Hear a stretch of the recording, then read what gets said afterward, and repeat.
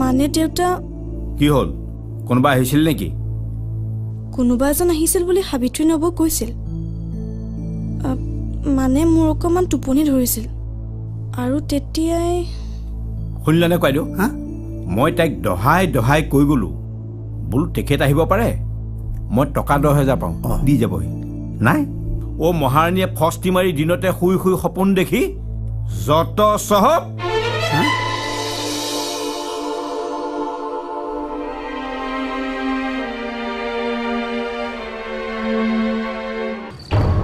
ট্ৰেন্সফাৰৰ কাৰণে ওপৰলৈ লিখিম বুলি কৈছিলা নহয় কি হ'ল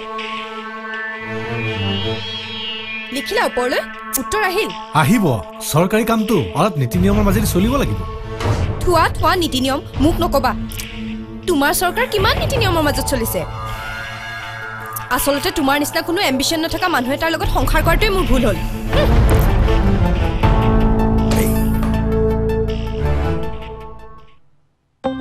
মই কথা কলেও যদি বলকা হয় তেন্তে তাইক বুজাবা অলপ ঘৰুৱা কাম কাজতো মন কাণ দিয়ক খালি বহি খাইছে আৰু নাচ গান লৈ ব্যস্ত হৈ আছে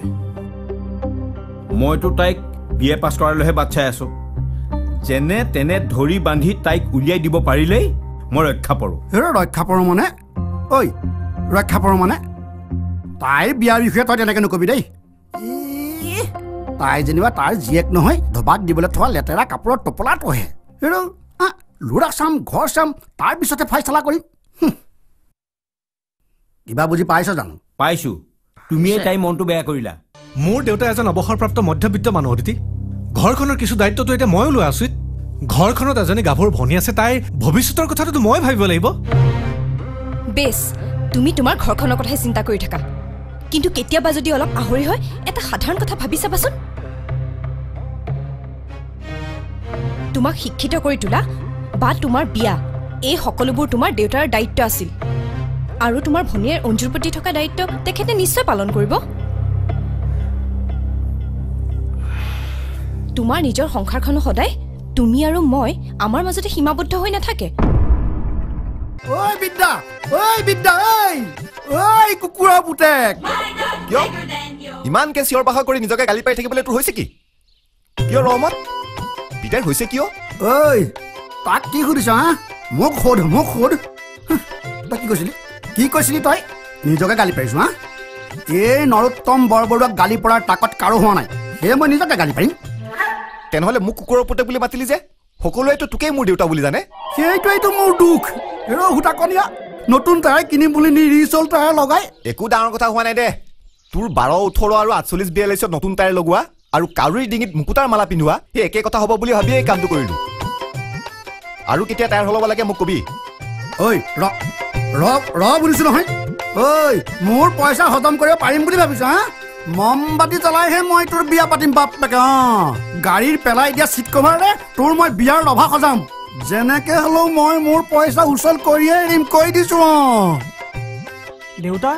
টায়াৰ চুপ আৰু খুৰাদেউ সমাজখনততো দিগন্তহঁতৰ নিচিনা মানুহৰো প্ৰয়োজন আছে বেছ হয়তো মই তোৰ দৰে কথাবোৰ ভাবিব নোৱাৰিব পাৰোঁ এতিয়া এই অঞ্জুৰো এইবোৰত বৰ ৰাপ তাইক কিন্তু মই এতিয়ালৈকে একো কোৱা নাই কাৰণ তাইক এইখন ঘৰৰ পৰা বিদায় দিব পাৰিলেই মোৰ দায়িত্ব শেষ সঁচা কথা ক'বলৈ গ'লে নিজৰ ছোৱালী হ'লেও মই তাইক সঞ্জীৱৰ দৰে ভাবিব নোৱাৰোঁ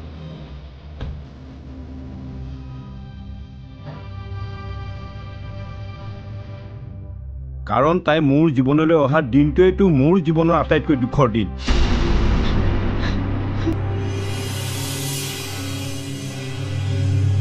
তই আচৰিত হৈছ কিন্তু মই কেনেকৈ পাহৰোঁ যে সেই দিনটোতে মই তহঁতৰ খুৰী আৰু ঘেৰুৱাইছিলোঁ